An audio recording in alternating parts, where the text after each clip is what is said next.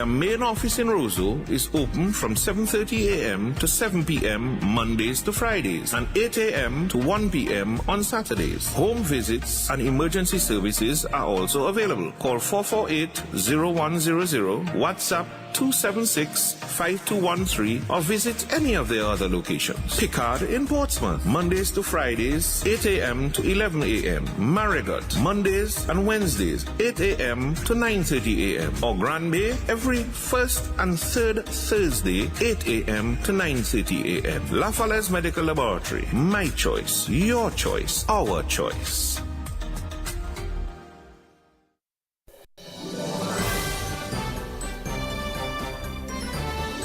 Fair and balanced, unbiased and clear, concise and accurate. This is the DBS Evening News. Here now is your presenter with the headlines. In the headlines, Dominica's education minister says the government has invested over $400,000 in early childhood institutions.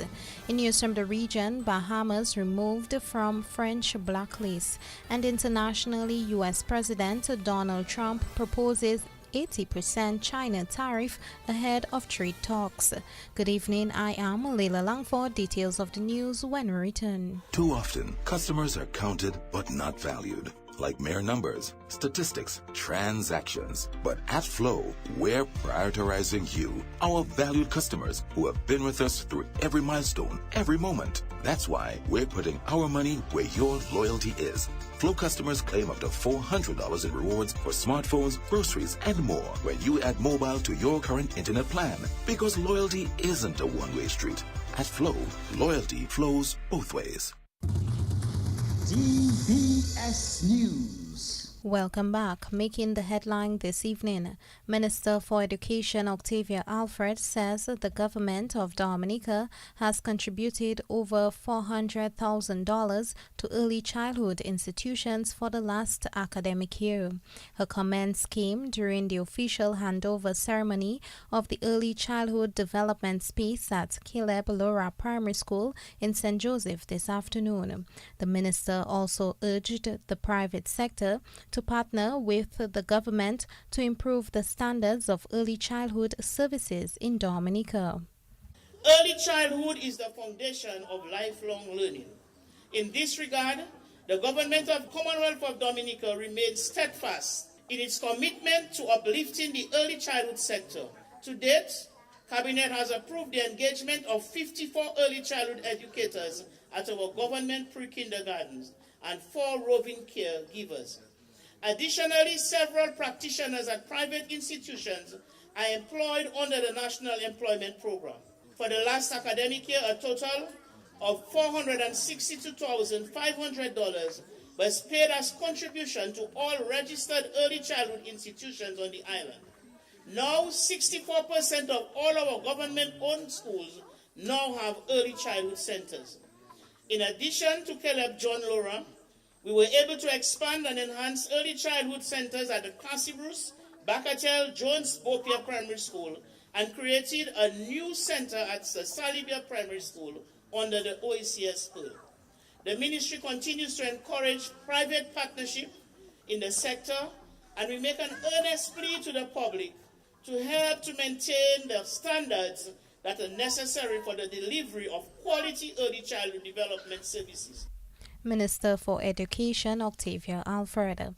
The Early Childhood Development Space at Caleb Laura Primary School was established as part of the OECS Pearl project. Director General of the Organization of Eastern Caribbean States, OECS, Dr. Didicus Jules, says the goal of the OECS Pearl initiative is to enhance access to education for the most vulnerable learners. This ceremony is part of something much larger, the OECS Pearl Initiative, a program that embodies our collective commitment to equity, quality, and transformation in education. Funded by the Global Partnership for Education and implemented in partnership with ministries of education across our region, the Pearl aims to expand access and improve learning outcomes, especially for our most vulnerable learners. Here in Dominica, the significance of this work cannot be overstated. These new and refurbished spaces, such as this one and others, including Jones Beaupere, have been carefully identified through comprehensive audits. These audits were informed by the Early Childhood Environmental Rating Scale, ensuring our interventions are not only targeted but transformative. These physical upgrades, furniture, learning materials, and age-appropriate instructional tools are only part of the story. Equally important is the investment in our educators. Teachers and caregivers associated with these spaces have received and will continue to receive specialized training to ensure that they are equipped to nurture early learning in ways that are responsive, effective, and inclusive. Director General of the Organization of Eastern Caribbean States, OECS, Dr. Didicus Jules. Bishop of Roseau, Most Reverend Kendrick Forbes, is hopeful the new Pope will be a beacon of hope and unity. On Thursday, Cardinal Robert Francis Prevost, who has chosen the name Leo XIV of the United States, was elected as the new Pope. He replaces Pope Francis, who passed away recently. My brothers and sisters, we join the Universal Church in celebrating the announcement of our new Pope. Today, May 8, Cardinal Robert Francis Prevost, age 69, of Chicago and prefect of the Congregation of Bishops, was elected Pope. He is the 267th successor of Peter and Supreme Pontiff, and he has chosen the name Leo XIV. As pilgrims of hope, we give thanks to Almighty God for the gift of our new Pope. I invite the faithful of the Diocese of Roseau to join me in praying for Pope Leo XIV as he begins his Petrine ministry. We pray that he be granted an abundance of the gifts of the Holy Spirit as he leads the flock of Christ, and that the Holy Spirit will guide him in effectively facing the challenges of today's church and world. On behalf of the clergy and the faithful of the Diocese of Roseau, I extend congratulations to Pope Leo XIV. May he be a beacon of hope and unity. Bishop of Roseau, His Most Reverend Kendrick Forbes. In related news, the President of Dominica, Her Excellency Sivani Burton, has extended congratulations to His Holiness Leo XIV on his election as the new Pope of the Roman Catholic Church after 2 days of voting in the conclave.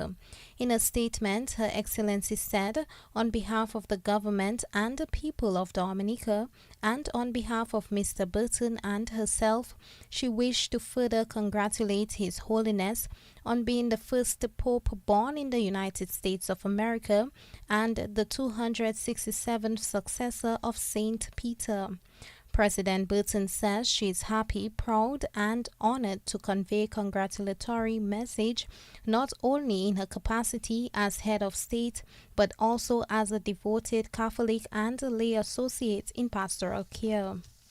Her Excellency added that she was filled with joy and pride witnessing this very historic moment and global conclave, and to be a part of the celebration and joy that unfolded in such organized honor and precision before the whole world.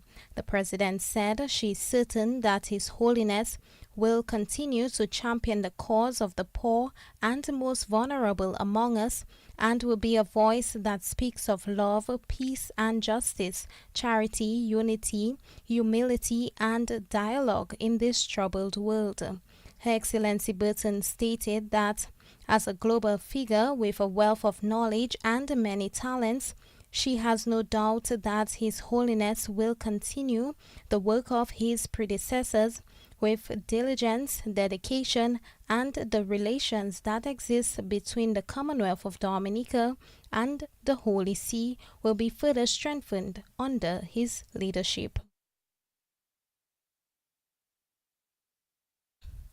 The Dominica Association of Teachers will pay its final tribute to the late Kenneth Samuel tomorrow. Samuel, the first president of the Dominica Association of Teachers, will be laid to rest tomorrow. The Dominica Association of Teachers will be paying tribute to a founding father and stalwart of the association, the late Mr. Kenneth Samuel from Marigot. Mr. Samuel, the first president of DAT, will be laid to rest on Saturday, 10th May 2025 at Marigot following a service at the Zion Methodist Church. Teachers wishing to attend are asked to contact the DAT's office or the Public Relations Officer, Ms. Juanita Carbon. Public Relations Officer of the Dominica Association of Teachers, Juanita Carbon. In other news, the government will seek authorization for a loan from the World Bank when Parliament convenes on May 19. The Prime Minister Roosevelt Skerrit says part of the loan will facilitate the resettlement of the communities of Campbell, Petit Soufrière, and Saint-Sauveur. We go to Parliament on the 19th to approve a loan that we have contracted from the World Bank. And so we are grateful to the World Bank for making this loan available. We have taken this loan by the route of budgetary support. As you know, the World Bank has two routes, either project or budgetary support. The reality is something the project route takes a longer period for procurement. And we decided to go the route of budget support. The World Bank has been very helpful and very facilitating. So we go to Parliament to do this, and a big chunk of the money will be used for the relocation or resettlement of Campbell. So we will start. We will not have all the monies to do every single home, but certainly we will start. And we'll start with the most vulnerable people in Campbell. That's one. And secondly, also the resettlement of Petit Soufrière and Saint-Sauveur and parts of Wood Hope. We've already acquired the lands for both settlements. We'll be cranking up with regards to the infrastructure, the completion of the roads, and ensuring that we can start the homes. We are finalizing the designs. We have some concepts, and just to finalize and submit it to planning for both areas. And so it's good news for these communities. And also we'll use some of the funds to pay off some of the service providers we owe in the country. Mr. Skerrit says the government will seek approval from Parliament for another loan to finance the implementation of the electoral reform process. I want to ensure that the Electoral Commission has all of the money up front, so nobody says that they don't have the money. And then I also directed the Ministry of Finance to engage the Electoral Commission to establish the fund that has been mandated in the law, so the Commission has independent access to the funds. I know the Electoral Commission has submitted for Excellency the President the budget for the electoral reform. This is in excess of $8 million, and so those funds will be made available. The Ministry of Finance has started discussing the issue of the loan, and I'm hoping that we can go to Parliament on May 19th as well to contract this loan, and so transfer the money in one scoop to the Electoral Commission. So they have the law, they have the money. And so the executive, that is the cabinet, the government, has done what it's supposed to do insofar as electoral reform is concerned. So that more than likely will be another item on the order paper for May 19th. More than likely we will contract this loan from the National Bank for the Electoral Commission. And we've done so as a matter of principle and to ensure that there's transparency in the whole process. So nobody can accuse me or the government and say, well, they don't have the money and the money don't come yet and this and that. And I don't want anybody to have any excuse whatsoever on this matter. So I have decided this is the best route to go. And so the record will show. And I want to ensure that the check doesn't go into the consolidated fund. It goes straight from the National Bank into the account that would have been created for the Electoral Commission. Prime Minister Roosevelt Skerrit. The Independent Regulatory Commission, IRC, is nearing completion of the ongoing rate review for DOMLEC. In this regard, the IRC will present a modernized electricity rate structure for DOMLEC at a stakeholders forum scheduled for Tuesday, May 13, 2025. This forum will provide stakeholders with another opportunity to provide feedback before the new rates are approved and applied. A stakeholders forum has been planned to present the IRC's modernized electricity tariff structure for DOMLEC. This takes place at the Prevost Cinemas Ballroom on Tuesday, May 13th. Stakeholders will weigh in on the revised tariff structure before the new rates are approved and applied. As Dominica's electricity regulator, the IRC believes a revision of the tariff structure is necessary. It reflects today's economic realities and makes provisions for more choices based on customers' consumption. Later this year, the IRC and DOMLEC expect to present its final tariff proposals at a public consultation on DOMLEC's cost of service study and rate proposal. The rate review should be seen as an all-inclusive process, and this is why IRC continues to encourage participation by all sectors. Communications specialist at the Independent Regulatory Commission, Iduna John Baptist. The European Union has announced the launch of the Dominica segment of its Bridges of Innovation initiative. A talk series, which will begin on Monday, forms part of the initiative. Dr. Kimon Joseph is the head of the University of the West Indies Global Campus in Dominica. The European Union, the University of the West Indies, and the National Bank of Dominica Limited are proud to present Dominica's segment of the Bridges of Innovation campaign of the European Union under the title of the Connexus 2025 Talk Series on Monday, the 12th of May 2025. And we are quite pleased that Dr. Phaedra Marie Saint-Hilaire, who is a researcher and investment consultant with over 20 years experience on issues of diversity, equity, inclusion, and belonging, will be discussing the very important topic, unlocking Caribbean potential through angel and impact investment. And that discussion will take place at the University of the West Indies Global Campus Auditorium on Monday, the 12th of May 2025 at 6 p.m. Head of the University of the West Indies Global Campus, Dominica, Dr. Kimon Joseph. That's the national focus, regional and international developments up next. Too often, customers are counted but not valued. Like mere numbers, statistics, transactions. But at Flow, we're prioritizing you, our valued customers who have been with us through every milestone, every moment. That's why we're putting our money where your loyalty is. Flow customers claim up to $400 in rewards for smartphones, groceries, and more when you add mobile to your current internet plan. Because loyalty isn't a one-way street. At Flow, loyalty flows both ways. DBS News. In news from the region, the Bahamas has been removed from the French government's list of non-cooperative states and territories in tax matters after 15 years. The Bahamas Office of the Attorney General said in a statement that this removal reflects the country's continued efforts to meet international standards on tax cooperation and transparency and follows the Bahamas' removal from the European Union's blacklist and the Organization for Economic Cooperation and Development's blacklist. The statement added that the removal from the French blacklist means that the Bahamas financial services industry can now serve French clients seamlessly while offering access to more financial offerings and cross-border services solutions. And internationally, U.S. President Donald Trump has proposed cutting tariffs on goods from China in his latest comment to signal interest in de-escalating the trade war between the world's two biggest economies.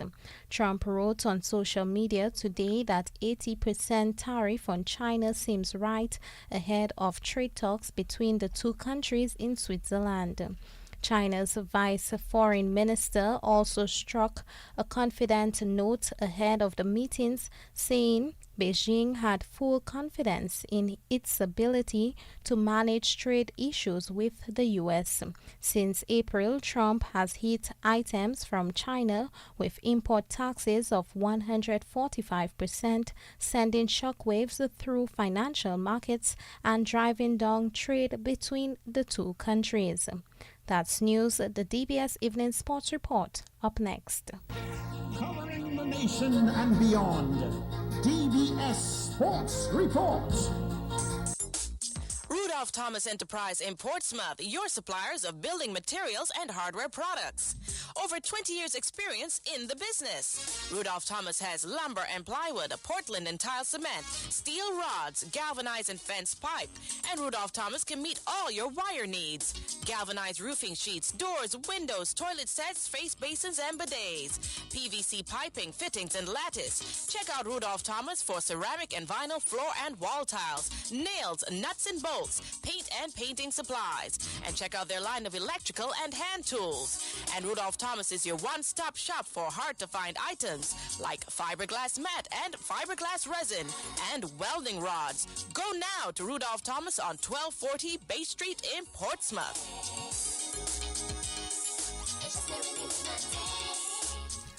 Welcome to the DBS Evening Sports Report. Curtains came down on the Sports Division Secondary Schools Under-20 Basketball Championships at Windsor Park this afternoon. Sports editor Gavin Richards is joining us live with the latest. Well, good afternoon, Leila Lavsford, and of course, good evening, I should say, to the listeners of DBS Radio. And we're here live at Windsor Park as we're into the finals of the boys division in the Sports Division Secondary Schools Under-20 basketball competition.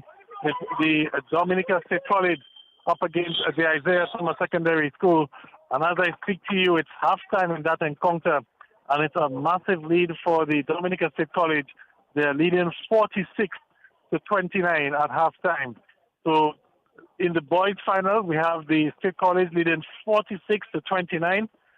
Earlier on, we saw the Portsmouth Secondary School winning the girls' championship. Portsmouth Secondary School making it 5 wins in a row, 5 championships in a row as they beat the Convent High School in the finals. A pretty much one-sided final, Leila Langford, with the Portsmouth Secondary School winning 44-23. We had Lamaya Ford getting 22 points for the Portsmouth Secondary School, and also had some 9 steals and 8 rebounds. She was named the MVP of the finals. Lamaya Ford, the MVP of the girls basketball championships, leading the Portsmouth Secondary School to a win over the Convent High School. Let's get some reaction from some of the coaches. Let's see if we can get some reaction from both coaches. We'll start off with the Portsmouth Secondary School, or that's really the Convent High School, sorry, on the losing end this afternoon. Dunson Maggie Peters, well, tough afternoon for you, was it? Yeah, man, well, really it was tough, but I'm really proud of the Convent girls because it's a long while Convent haven't had a team, more than 10 or how much years? I can't remember when last. So to make a team this year and then train for a couple of months and to reach to the finals, that in itself is historical. You know what I mean? So I have to commend them for that. You know what I mean? They come up against a team in Portsmouth that is 4 times champion with Washway Douglas doing a great job down there. And that just goes to show to the sports associations and them in basketball and all the other sports in them that all it takes is to have good coaches in the different schools and we can get the athletes and them that are willing. You understand me? So the Convent girls never had a team and just they check us, we put a team together, myself, Denver, Eggy and the teacher, Miss Johnson, and we stood together with them and trained them and they reached all the way to the finals. Honestly, I expect them to win maybe 1 or 2 games. I honestly, as a coach, didn't expect them to reach the finals. So I'm very pleased. Back to the game, though, you had no answer for Lamaya Ford. I mean, she's a real special talent, not just in basketball, football, netball. Just think of it, name it, Lamaya Ford dominates. But how difficult was it, trying to contain her this afternoon? Lamaya Ford has no reason to be in Dominica right now. She's graduating school. They need to organize her, give her a scholarship, get her to a top school. She has a lot of offers on her. Just get her to us, get her out, let her show that, bring the talent out there and develop that more because she's a phenomenal athlete. Respect to Lamaya Ford. All right, thank you very much, Dunson Maggie Peters, head coach of the Convent High School. Let's see if we can quickly get some reaction from the Portsmouth Secondary School as we head over to the Portsmouth Secondary School bench. And with us is the head coach of the PSS team, Washway Douglas. And Washway, congratulations on securing your 5th straight championship. Your thoughts on the game this afternoon? Well, first of all, I want to congratulate Sports Division. I did not work here for them, so like the work they did. Also, I want to thank the Convent High School I mean, they were the first year really think they start playing and they came in good and strong. But I think their ambition was a bit too high. You don't think so? Yeah, you know, I mean, they can't come in there and interfere with five championships in a row. You know. But we played well, not the way I think that we should have played, but good enough to win.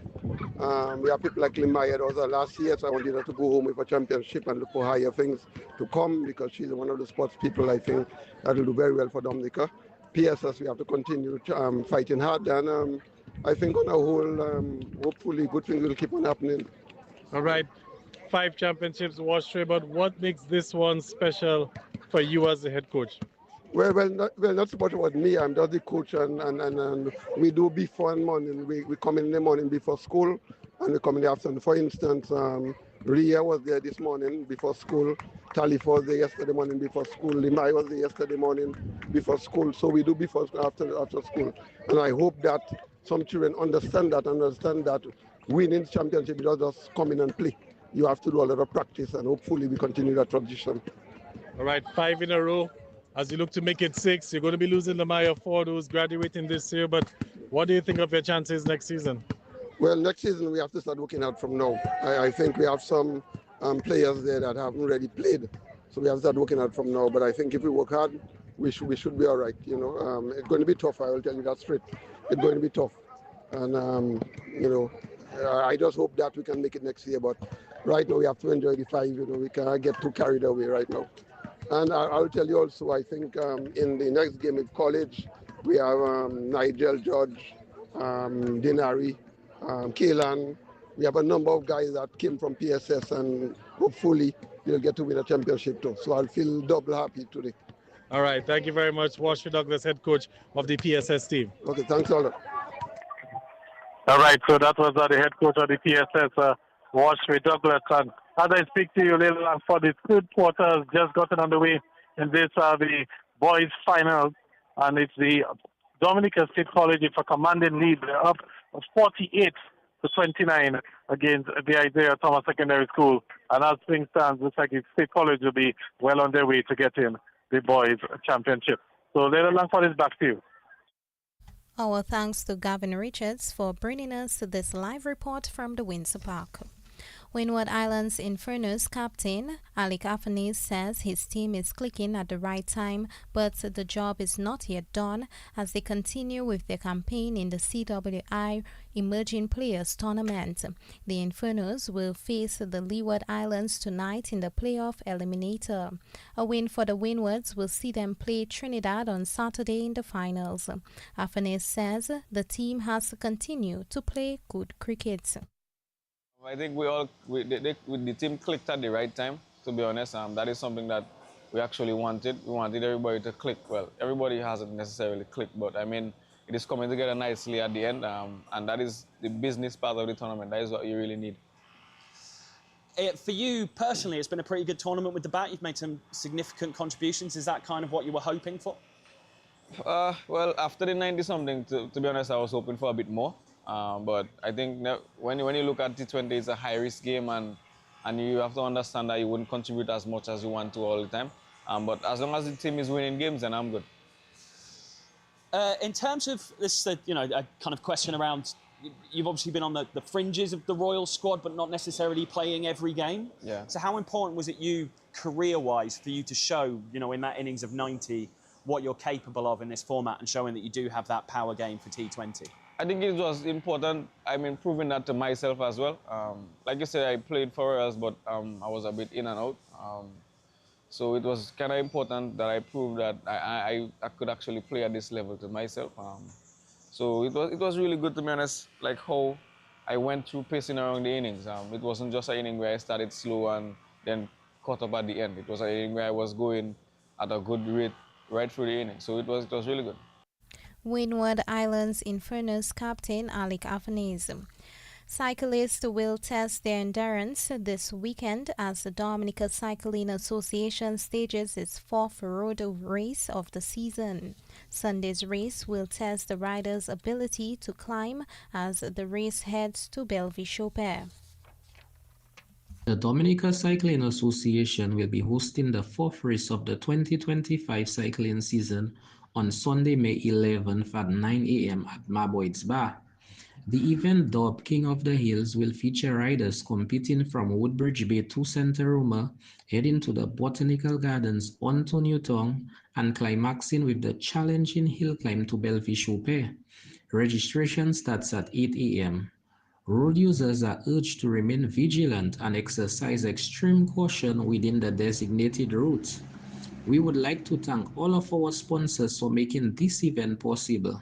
Main sponsors include HHV Research, Josephine Gabriel and Company, KFC Dominica, and the Dominica Olympic Committee. The general public is encouraged to support the events, during which one lucky mother among the spectators will receive a Mother's Day gift, compliments the Dominica Cycling Association. Garon Ducre, PRO, Dominica Cycling Association. PRO of the Dominica Cycling Association, Garon Ducre. The men's senior national football team and Barbados played to a goal-less draw in their first of two international friendlies at the DFA Technical Center last night. Dominica created a number of chances but could not convert. Coach Ellington Sabin, however, says there were many aspects of the game that he was pleased with. Yeah, the guys went about the game nicely. I mean, no chance to get one to the back on that, but overall I was satisfied with how they played. All right, it was a game where we saw some, youngsters really coming in, making a name for themselves. Let's talk us through the game plan today. Well, the game plan really to expose the players and to come on and continue to Barbados. Try and score one of the goals and get them chances. That was the part of the game plan. Great chance, but unfortunately, it was nice to see and to expose some youngsters today. And on Sunday, we continue to expose the youngsters. It's about exposing players. All right, Coach, what are some of the real positives from this game? Let's look, for example, the fact that we got a clean sheet. Well, we got a clean sheet and producing the goalkeeper and the defensive unit. And the team as a whole for defending the game throughout. Also, there were some bright spots. Like I said, the chances we created. The keeper for Barbados had a shots to save. But we didn't get a shot to save, I might add. So that was some good coming from me. And the leadership from senior players, as well as the energy coming in from the sub that were brought into the game. All right, what can we take from this result as we look to the game on Sunday at Windsor Park? Well, I mean, a draw is always better than a loss. We can take the fact that we kept a clean sheet, we didn't concede any goal. I'm going to Windsor Park on Sunday. There's all to play for. It's about doing and exposing more players and trying our best to motivate the team. National team coach Ellington Sabin. Meantime, team captain Travis Joseph was happy with the energy from the young players. I thought on the game, I felt we played a good game. It's been a while we haven't played an international game, so we had to, take a little bit of time to get accustomed with the pace of the match, and I think we did well. All right, it was a game, with a lot of youngsters involved. Your thoughts as to how they went about things tonight? For me, the youngsters look like, they have over 20 caps, because especially Jalen, centre-back, where he was playing composed, I was really surprised. So, kudos to Jalen, because trust me, he showed a lot of maturity, and the rest of the other guys, they put in a great shift. So that's a very good sign for us. All right, we got a number of chances to score, but we were not able to convert. But I'm sure you must be happy with the build-up and everything that you saw.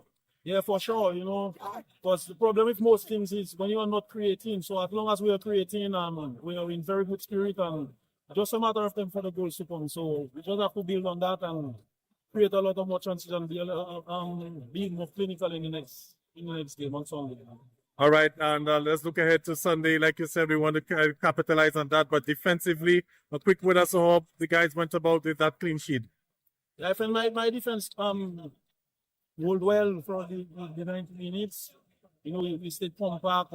Jay was spearheading at the back, showing his seniority, and I think we did well. And our keeper at the back of them as well, Jerome did exceptionally well for us in the goal. And I just want to say kudos to my defense, because they fought hard for the entire game and kept us in the game as well.